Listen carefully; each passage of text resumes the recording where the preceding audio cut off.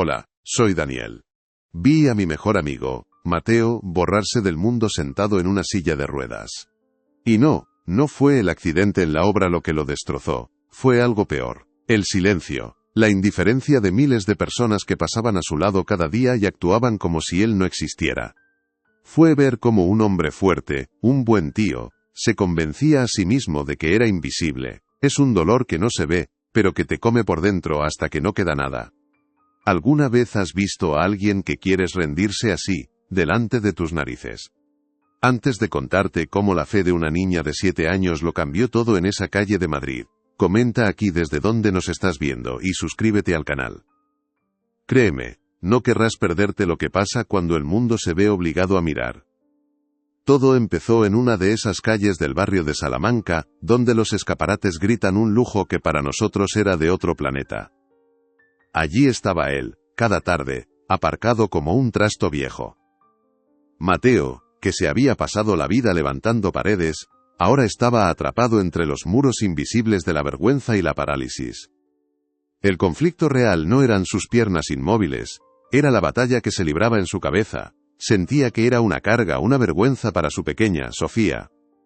El ruido de los tacones caros y los motores de los cochazos era como una bofetada constante, un recordatorio de que el mundo seguía girando a toda velocidad, mientras él se había quedado varado para siempre, en silencio. Yo iba a verle a menudo, me sentaba en el bordillo a su lado y apenas hablábamos, no hacía falta. Le miraba los ojos y entendía que ya no estaba allí. Su mirada estaba perdida en un punto fijo, vacía de toda esperanza. Era la mirada de alguien que ya ha aceptado su final. Sus manos, esas manos que antes manejaban herramientas con una fuerza y una precisión que daba gusto ver, ahora reposaban sobre sus rodillas, inertes, pálidas, como si no le pertenecieran. Me contaba, en los pocos momentos de lucidez que tenía, que lo peor no era el dolor físico, sino la humillación de sentirse un estorbo, de ver la compasión en los ojos de su propia hija. Eso lo mataba lentamente. Y luego estaba Sofía, esa cría era un mundo aparte. Con solo 7 años, tenía la seriedad y la entereza de una persona mayor. No jugaba, no corría, no pedía limosna con la mano extendida como otros. Se quedaba de pie junto a la silla de su padre, en silencio, como una pequeña guardiana. Su presencia era su forma de luchar. A veces le arreglaba el cuello de la camisa a Mateo, o le limpiaba una mota de la chaqueta con una delicadeza que te rompía el corazón. Su casa ya no era el pisito de Carabanchel. Su hogar se había reducido a ese metro cuadrado de acera, a esa burbuja de tristeza compartida donde el tiempo parecía haberse detenido por completo para ellos dos. Lo más cruel era ver cómo reaccionaba la gente. La mayoría ni siquiera los miraba, pasaban de largo como si Mateo y Sofía fueran una farola o una papelera, parte del mobiliario urbano. Otros desviaban la vista, incómodos, como si el dolor fuera contagioso.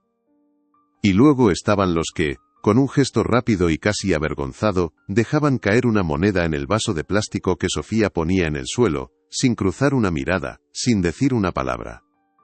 Era como comprar un segundo de paz para su conciencia. Esa indiferencia era un veneno que se filtraba día a día. Era la confirmación constante de que, para el mundo, él ya no contaba, ya no era una persona, solo un problema. Recuerdo perfectamente aquella tarde de otoño. El sol caía muy deprisa, tiñendo de naranja los edificios caros y proyectando unas sombras larguísimas que parecían devorarlo todo. Hacía un frío que se te metía en los huesos, uno de esos fríos húmedos de Madrid que anuncian que el invierno ya está aquí. Ese día había algo distinto en el aire, una quietud extraña, una pesadez que no era la de siempre. Mateo estaba más ausente que nunca, con la cabeza ladeada, como si ya ni siquiera tuviera fuerzas para mantenerla erguida. Y Sofía lo miraba fijamente, con una intensidad que daba miedo. Sentí un escalofrío, la premonición de que algo estaba a punto de romperse para siempre. Y no me equivocaba. Los días se habían convertido en una mancha gris y repetitiva, una condena silenciosa que se cumplía cada tarde en la misma esquina. La rutina era un veneno lento. Llegábamos, yo le ayudaba a colocar la silla en el sitio de siempre, y ahí empezaba el bucle. El sol subía, alcanzaba su punto más alto y luego empezaba a caer, y Mateo seguía con la misma expresión, la misma mirada clavada en un punto invisible al otro lado de la calle. El tiempo para él no pasaba, simplemente se acumulaba. Yo me sentaba a su lado, en el frío bordillo, y sentía cómo su desesperanza se me contagiaba, como una enfermedad. Era un silencio tan denso, tan pesado, que a veces me costaba respirar, como si el propio aire estuviera cargado de su derrota. La gente era lo peor. Se había acostumbrado a ellos, a la figura del hombre roto y la niña silenciosa. Formaban parte del paisaje, como un semáforo averiado o una mancha en la acera. La mayoría ejecutaba una especie de danza de la indiferencia, un ligero desvío de la trayectoria, la vista clavada en el móvil o en el escaparate de enfrente, cualquier cosa para no cruzar la mirada con el dolor. Algunos, los que sentían una punzada de culpa, aceleraban el paso, como si huir de la escena les absolviera. Y luego estaban los que dejaban caer una moneda con un gesto mecánico, sin detenerse, sin un «que vaya bien», sin nada. Era un pago rápido para silenciar la conciencia, una transacción fría que solo servía para recordarle a Mateo que era un problema con un precio simbólico. Y en medio de todo ese circo de prisa y olvido, estaba ella, Sofía. Era la guardiana de su padre, su ancla en un mundo que se empeñaba en hacerlos desaparecer. No se movía de su lado. Con una seriedad que no le correspondía a sus 7 años, observaba el ir y venir de la gente con unos ojos que parecían entenderlo todo. No pedía, no lloraba, no mostraba debilidad, su mera presencia era un acto de resistencia. A veces, con una delicadeza infinita, le pasaba la mano por el pelo a su padre o le ajustaba la manta sobre las piernas, pequeños gestos de amor que eran como puñales en medio de tanta frialdad. Era su forma de decirle al mundo y a él, seguimos aquí, existimos. Pero esa tarde, la rutina se rompió. El frío era más intenso, el cielo se había teñido de un color plomizo que anunciaba una noche gélida. Mateo parecía más hundido que nunca, casi ausente, como si su alma ya hubiera empezado a marcharse. Y entonces, Sofía hizo algo que nunca le había visto hacer. No fue un gesto brusco ni un grito, fue un movimiento lento, casi ceremonial. Se deslizó del pequeño escalón donde solía sentarse y se arrodilló en el suelo de piedra, justo delante de la silla de ruedas de su padre. El mundo a su alrededor siguió su ritmo frenético, pero en ese pequeño espacio, el tiempo pareció detenerse.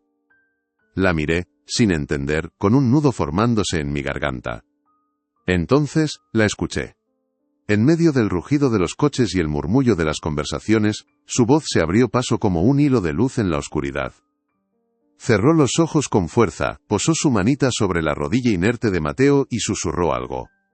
Tuve que inclinarme para oírla. Señor, por favor, hazlo caminar otra vez. Lo dijo con una fe tan pura, tan desgarradora, que se me heló la sangre. No era una petición aprendida, era una conversación íntima, una súplica desesperada lanzada al universo desde el corazón roto de una niña.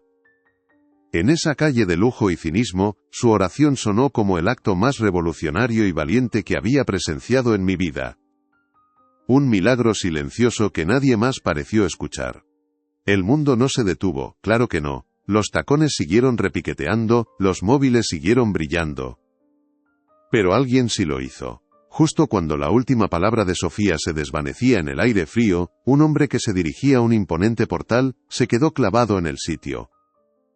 Era un tipo de traje caro, maletín de cuero y aspecto de tiburón de las finanzas. Se detuvo en seco y giró la cabeza. Su mirada, antes dura y apresurada, se fijó en la escena. En la niña arrodillada, en el padre hundido. No había lástima en su rostro, sino algo más profundo, una conmoción, como si acabara de recibir un golpe invisible. Algo en su máscara de poder se resquebrajó, y por un instante se quedó allí, inmóvil, observando. Aquel hombre, Ricardo, no se levantó. Se quedó allí, de rodillas sobre el frío y sucio pavimento, con su traje de 1000 euros arrugándose sin importarle. El mundo a nuestro alrededor parecía haberse callado por fin, como si la calle entera contuviera la respiración.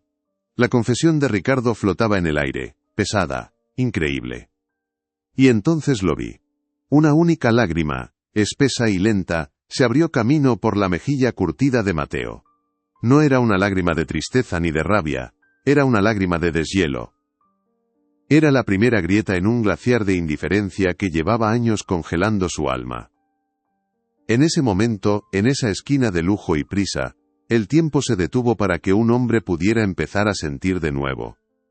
Ricardo levantó la vista, y sus ojos, que antes me parecieron los de un depredador, ahora estaban desnudos, llenos de una vergüenza que parecía carcomerle por dentro.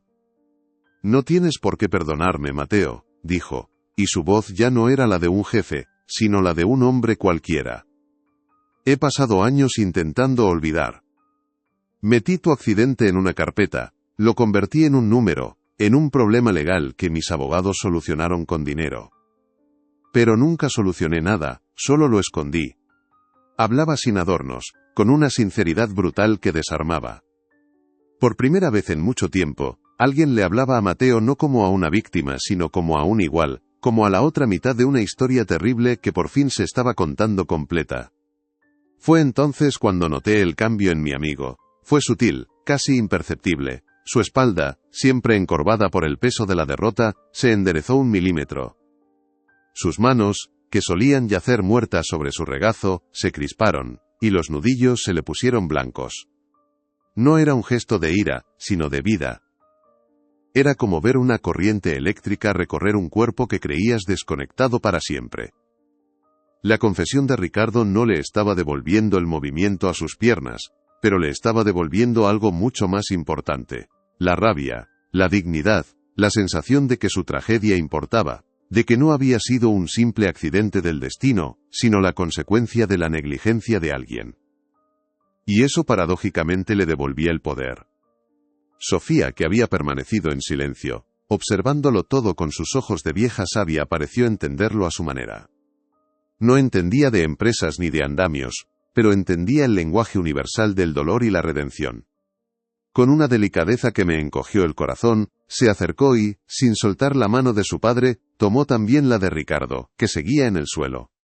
Unió sus 2 manos, la del obrero caído, y la del empresario arrepentido, sobre la rodilla inmóvil de Mateo. Fue un gesto de una pureza abrumadora, el de una niña que no ve culpables ni víctimas, solo a 2 hombres rotos que necesitaban un puente para volver a encontrarse. El silencio que siguió a ese acto fue más elocuente que cualquier palabra. «Voy a arreglar esto», dijo Ricardo, y su voz sonaba firme, decidida.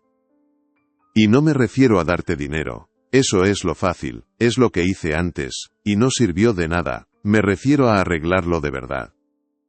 Los mejores médicos, la mejor rehabilitación que exista, sin importar el coste. Una casa sin barreras, donde Sofía pueda tener su propia habitación, y un trabajo para ti en mi empresa, algo que puedas hacer, algo que te devuelva tu sitio». Mateo lo miraba fijamente, procesando cada palabra. No había gratitud en su rostro, sino una especie de shock, como si la posibilidad de un futuro distinto fuera un sol demasiado brillante después de años de oscuridad. La oferta no era caridad, era una deuda que empezaba a pagarse. Y entonces, ocurrió el verdadero milagro de aquella tarde. Ricardo, quizá abrumado por el silencio de Mateo, añadió con una media sonrisa triste: «Era un cobarde, ¿sabes? Tenía más miedo de mirarte a los ojos que de perder toda mi fortuna». Y ante esa confesión tan humana, tan patética, algo se rompió en Mateo. Un sonido áspero, seco, brotó de su garganta. Un sonido que no había escuchado en años. Era una risa oxidada, rota, pero inconfundible. Se rió. Y en esa risa amarga y liberadora, vi cómo mi amigo, el hombre que creía perdido para siempre, empezaba a volver de un lugar del que muy pocos regresan. Ese día en esa calle, Mateo no volvió a caminar, pero su alma se puso de pie. Aquella risa rota de Mateo fue como el sonido de un motor gripado que, de repente, vuelve a arrancar. Se quedó flotando en el aire helado de la calle, mientras Ricardo, todavía de rodillas, lo miraba con los ojos desorbitados, como si hubiera presenciado un fantasma. La escena se disolvió lentamente. Ricardo se puso en pie, se sacudió el polvo de su traje caro sin ninguna elegancia, y con la voz aún temblorosa, le dijo a Mateo que le llamaría al día siguiente. Se fue sin mirar atrás, como si huyera de sí mismo. Yo ayudé a Mateo a volver a casa, y durante todo el trayecto no dijo ni una palabra. Solo cuando ya estaba en su cama, me miró y susurró: «Dani, por un momento he sentido un hormigueo en el pie izquierdo». Lo dijo como si fuera un secreto vergonzoso, una alucinación. Ricardo cumplió su palabra. A los 2 días una ambulancia privada recogió a Mateo para llevarlo a una de las clínicas de rehabilitación más prestigiosas de las afueras de Madrid. El contraste era brutal. Pasamos de una acera sucia y hostil a pasillos impolutos, máquinas de última generación y médicos con batas blancas que hablaban en un lenguaje que no entendíamos. Le hicieron pruebas de todo tipo, escáneres, análisis. El pronóstico inicial era el de siempre. Daño medular severo, irreversible. Pero a la semana, algo cambió. Un fisioterapeuta joven, con cara de no creérselo, nos llamó para decirnos que Mateo había mostrado una contracción voluntaria en el cuádriceps derecho. Una cosa minúscula, casi imperceptible, pero que según los libros de medicina, no debía estar ahí. Era una respuesta anómala, imposible. Pero lo más extraño no ocurría en las sesiones de fisioterapia, sino por la noche, cuando dormía. Mateo empezó a tener sueños increíblemente vívidos. Soñaba que estaba de nuevo en el andamio, pero no revivía el accidente. Al contrario, soñaba con el olor a cemento fresco, con la sensación del sol en la nuca, con el peso familiar de las herramientas en sus manos. Se despertaba con una energía que no le había visto en años, contándome con detalle cómo había levantado un muro o cómo había colocado una viga con precisión milimétrica. No eran pesadillas, eran recuerdos de su poder, de su identidad perdida. Era como si su mente estuviera reconstruyendo al hombre que fue, ladrillo a ladrillo, mientras su cuerpo de alguna manera parecía estar escuchando esas órdenes olvidadas. Fue Sofía la que lo vio primero. Una noche mientras yo me había quedado a dormir en el sofá de la habitación de la clínica, me despertó con un susurro urgente. «Tío Dani, mira», señalaba hacia la cama de su padre. Mateo dormía profundamente, pero su pierna izquierda, la que siempre estaba completamente inerte, se había movido ligeramente, doblando la rodilla unos pocos centímetros. Pensé que era un espasmo muscular, algo involuntario. Se lo dije para no darle falsas esperanzas, pero ella negó con la cabeza, con esa seriedad de adulta que la caracterizaba. «No», me dijo, mirándome fijamente, «no ha sido un espasmo. Papá está volviendo». Lo dijo con una certeza tan absoluta, tan desprovista de duda, que un escalofrío me recorrió la espalda entera. Empecé a notar un patrón, una locura que solo yo parecía ver. Las pequeñas mejorías, esos avances inexplicables, parecían intensificarse después de las visitas de Ricardo. Venía 2 veces por semana, puntual como un reloj. No hablaban del accidente ni del dinero. Hablaban de fútbol, del tiempo, de cosas triviales. Pero durante esas visitas, a veces Mateo apretaba mi mano y me decía en voz baja que sentía un calor extraño recorriéndole la espalda, justo en el punto de la lesión. O notaba un temblor en los dedos de los pies que nadie más podía ver. Era como si la presencia de Ricardo, su acto de contrición continuado, funcionara como una especie de catalizador. Una energía invisible que estaba reparando algo que ni la ciencia ni la lógica podían tocar. El aire en la clínica, y luego en el piso adaptado que Ricardo nos consiguió, había cambiado por completo. La pesada nube de resignación se había disipado, pero no había sido reemplazada por una alegría explosiva. En su lugar, se había instalado una especie de asombro silencioso, una tensión expectante, como si todos estuviéramos conteniendo la respiración. Sofía lo vivía con una calma natural, como si el milagro fuera el orden lógico de las cosas. Mateo, en cambio, estaba aterrorizado y esperanzado a partes iguales, con miedo a que todo fuera un espejismo. Y yo estaba en medio, siendo testigo de algo que rompía todas las reglas, sintiendo que la fe de una niña y el arrepentimiento de un hombre habían abierto una puerta a un lugar donde lo imposible era simplemente algo que aún no había ocurrido. Habían pasado 3 meses desde aquella tarde en la calle Serrano, 3 meses que habían transformado nuestro universo por completo. Ya no vivíamos en el pisito oscuro de Carabanchel, sino en un bajo adaptado en un barrio tranquilo, pagado íntegramente por Ricardo. La rehabilitación de Mateo era lenta, dolorosa, pero salpicada de pequeños avances que los médicos seguían calificando de anómalos. Yo me había instalado con ellos para ayudar, para ser el pilar que Mateo necesitaba. La rutina era casi monótona. Fisioterapia por la mañana, descanso y 2 veces por semana, la visita puntual de Ricardo. Su presencia se había convertido en una constante extraña, una mezcla de deuda y amistad forzada que, de alguna forma incomprensible, parecía estar funcionando. Era el arquitecto silencioso de nuestra nueva y frágil normalidad. Fue un martes por la tarde, mientras Sofía estaba en el colegio nuevo al que Ricardo la había apuntado, cuando decidí poner un poco de orden. Mateo me pidió que bajara del trastero las últimas cajas que quedaban de su vida anterior. Quería deshacerse de todo lo que le recordara al accidente. Mientras vaciaba una caja de cartón llena de polvo y recuerdos rotos, encontré un amasijo de papeles, viejas nóminas, un casco de obra infantil que le había comprado a Sofía, y en el fondo, un sobre grande y abultado. Dentro había varios recortes de periódico amarillentos, todos de la misma semana, eran de la época del accidente. Mateo los había guardado, supongo, como prueba de su propia tragedia, un ancla a la injusticia que casi lo destruye por completo. Al principio no les di importancia, eran recordatorios dolorosos que era mejor olvidar. Iba a tirarlos directamente a la basura, pero algo me detuvo. Quizá fue una curiosidad morbosa. Desdoblé el recorte más grande. Era del periódico El Mundo, y la noticia principal, con una foto borrosa de un andamio desplomado, relataba el grave accidente laboral en una construcción del barrio de Salamanca. Leí el nombre de Mateo, los detalles que ya conocía. Pero mi vista se desvió a una noticia más pequeña, en una columna lateral de la misma página, casi como una nota a pie de página del Destino. El titular era discreto, pero mi corazón dio un vuelco al leerlo, como si una mano invisible me lo estrujara sin piedad. Fallece en un accidente de tráfico el empresario Ricardo Vargas. Leí la frase 3, 4, 5 veces. No podía ser. El artículo, fechado solo 2 días después del accidente de Mateo, detallaba cómo el conocido constructor había perdido la vida cuando su coche se estrelló en la M30. Y entonces vi la foto. Una pequeña imagen en blanco y negro, de esas de carné, que acompañaba la necrológica. La sangre se me heló. Era él.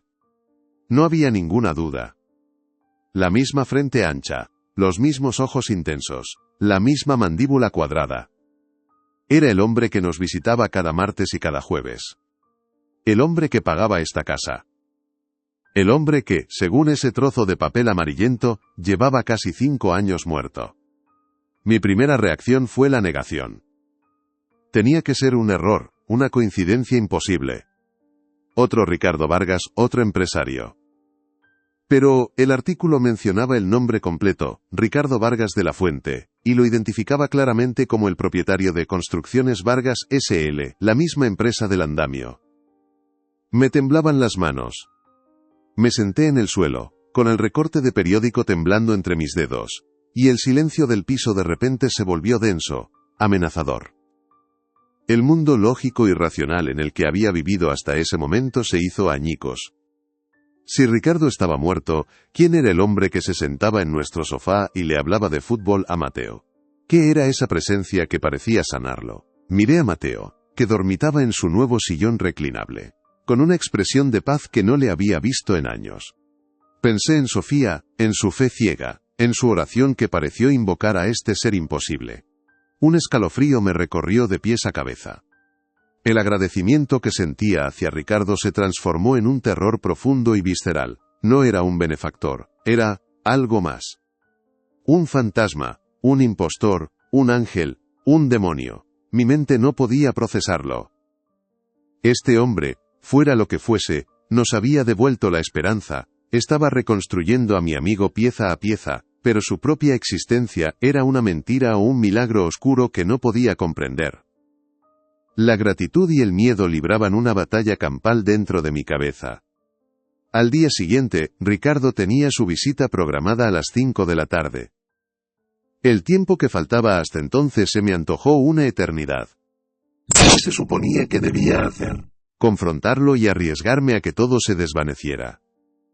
Contárselo a Mateo y destruir la única esperanza que lo mantenía a flote. Me guardé el recorte de periódico en el bolsillo del pantalón. Quemaba contra mi piel, como si fuera un trozo de carbón al rojo vivo, la prueba tangible de una verdad imposible.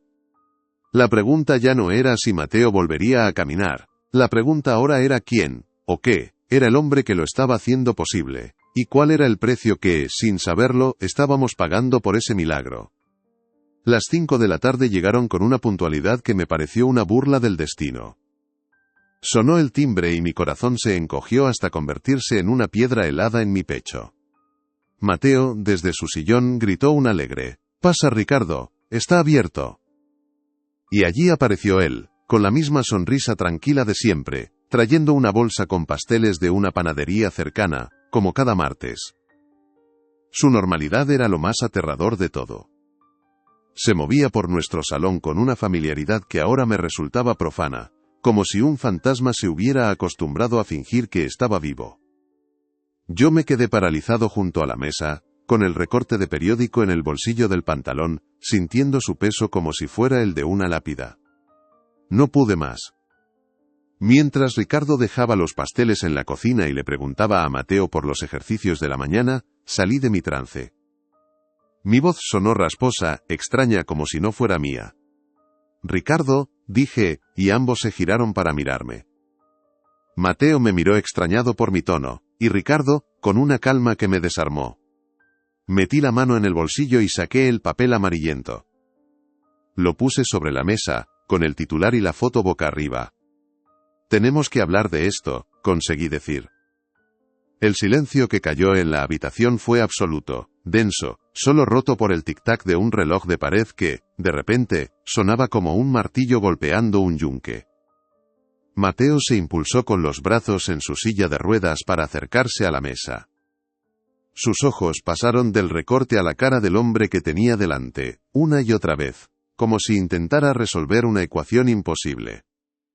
La confusión en su rostro se fue transformando en una mueca de incredulidad y un terror sordo.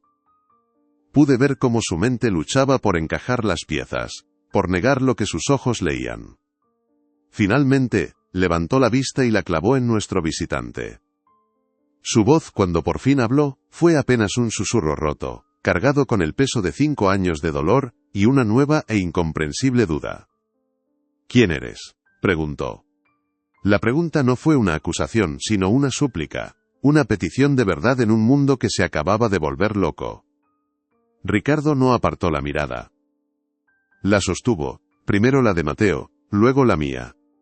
Su expresión no era la de un impostor descubierto, sino la de alguien que por fin llega al final de un largo y doloroso viaje. Había tristeza en sus ojos, una resignación profunda. Respiró hondo y dijo, con una voz suave que parecía acariciar el aire: «Soy Ricardo Vargas. Ese hombre del periódico soy yo, o mejor dicho, el hombre que yo era antes de que mi cobardía me matara en aquella carretera». Hablaba como si estuviera confesando un pecado antiguo. Un accidente no te mata del todo si dejas algo sin arreglar. Te quedas atrapado, en un lugar a medio camino, atado por la culpa. Y mi culpa tenías tu nombre, Mateo, continuó, y su relato nos mantuvo a ambos inmóviles, sin aliento. Durante años fui solo un eco, una sombra de arrepentimiento vagando sin rumbo. Vi tu dolor, tu desesperanza, la vi cada día.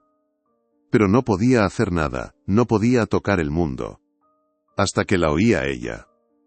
Su mirada se suavizó, como si viera a Sofía en la habitación. La oración de tu hija fue tan pura, tan fuerte, que me abrió una puerta.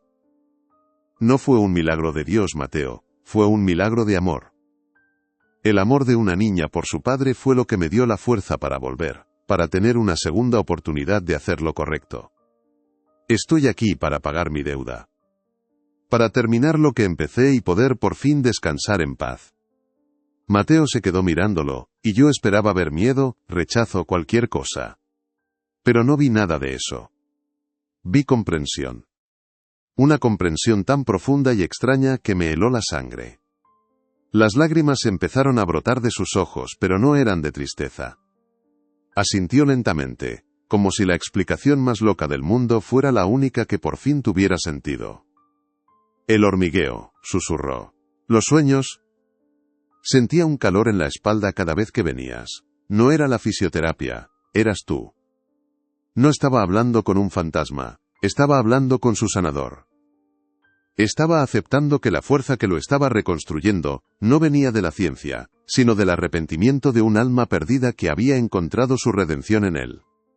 El terror que había sentido se disolvió, dejando en su lugar un asombro reverencial.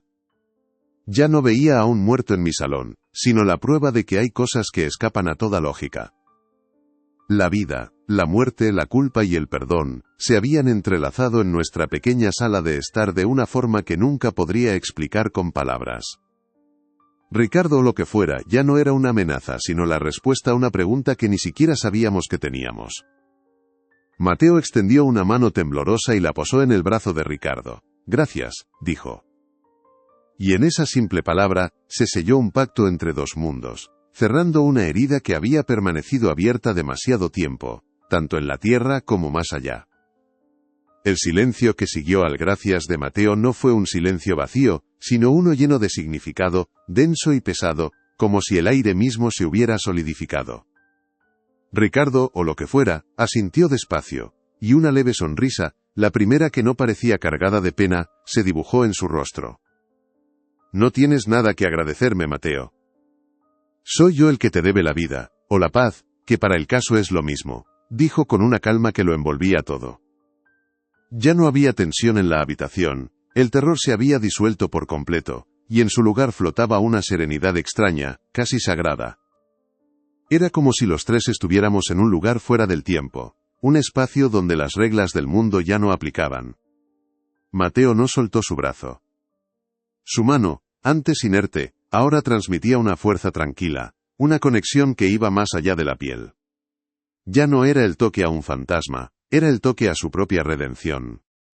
Se quedó con nosotros un rato más, pero ya no hablamos del pasado ni del futuro, hablamos de Sofía, de lo lista que era, de cómo aprendía las cosas en el colegio. Ricardo escuchaba con una atención que parecía absorber cada palabra, cada detalle, como si estuviera grabando un último recuerdo feliz. Luego, sin previo aviso, se levantó. «Mi tiempo se acaba», dijo sin ningún tipo de dramatismo, como quien anuncia que va a perder un tren. «La puerta que abrió tu hija se está cerrando». Miró a Mateo directamente a los ojos. «El camino que te queda por delante es tuyo. La fuerza que necesitas ya no vendrá de mí, siempre ha estado dentro de ti, solo tenías que acordarte de dónde estaba».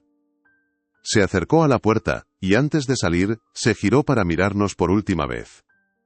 «Cuídala mucho», susurró, y supe que no se refería solo a Sofía. Luego, simplemente, se fue. No desapareció en un destello de luz, solo abrió la puerta y salió. Pero supimos, con una certeza absoluta, que no volvería jamás. Los días que siguieron fueron extraños, como despertar de un sueño increíblemente real. La casa, el dinero para la rehabilitación, todo seguía ahí, como pruebas tangibles de su paso por nuestras vidas. Pero su presencia ya no estaba. Al principio, el silencio de las tardes, especialmente a las 5, era ensordecedor. Me encontraba esperando el sonido del timbre casi por instinto. Mateo también lo sentía. A veces lo pillaba mirando la silla vacía donde Ricardo solía sentarse, con una expresión indescifrable en el rostro. No era tristeza, era más bien una especie de nostalgia por un milagro. Sofía fue la que mejor lo llevó. Una tarde, me preguntó con toda naturalidad: «¿El señor Ricardo ya se ha ido al cielo?». Le dije que sí, que por fin había encontrado su camino. Ella sonrió y dijo: «Qué bien, así ya puede descansar». Y con la simple lógica de una niña, zanjó el tema y siguió jugando con sus muñecas. Fue en la clínica donde vi el cambio más profundo, la verdadera transformación de Mateo. Antes, iba a las sesiones de fisioterapia con la resignación de quien cumple una condena, con el cuerpo flojo y la mirada perdida. Ahora, llegaba con una determinación de hierro en los ojos. Ya no era un bulto pasivo que los terapeutas movían, era él quien daba las órdenes a sus músculos, quien luchaba por cada milímetro de movimiento. Recuerdo al fisio, un chaval joven llamado Javi, mirándome con asombro. «No sé qué le ha pasado a tu amigo Dani, pero es otro hombre», me dijo un día. Antes luchaba contra su cuerpo, ahora trabaja con él. Lo vi sudar, apretar los dientes de dolor, pero en su rostro no había derrota, sino el esfuerzo puro de un obrero que reconstruye su propia vida, ladrillo a ladrillo. Ya no esperaba un milagro externo. Él se estaba convirtiendo en su propio milagro. Y Sofía, ver a Sofía fue como ver florecer una planta que había estado a oscuras demasiado tiempo. La niña seria, la pequeña guardiana de la silla de ruedas, desapareció por completo. En su lugar apareció una cría de 7 años llena de vida, ruidosa y feliz. Se reía a carcajadas, corría por el pasillo del piso nuevo hasta que Mateo le pedía, riendo, que parara un poco. Llenaba cuadernos con dibujos de colores brillantes donde ya no había figuras tristes en una acera gris, sino soles, árboles y casas con humo saliendo de la chimenea. El colegio fue su liberación definitiva, hizo amigas, empezó a hablar de fiestas de cumpleaños y de los deberes de matemáticas que no entendía. La pesada carga de ser el ancla emocional de su padre se había esfumado.